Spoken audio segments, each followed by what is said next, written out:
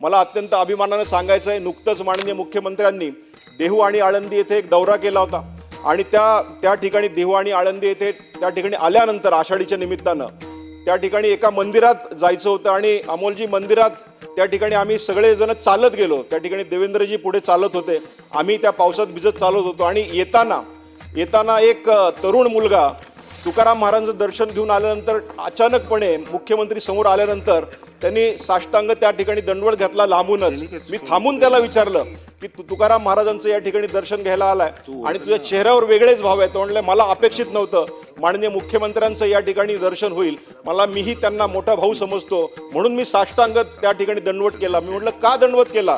त्यावेळेस त्यांनी सांगितलं की मी मागासवर्गीय विद्यार्थी आहे, आज माननीय देवेंद्रजींमुळे मला फेलोशिप मिळाली.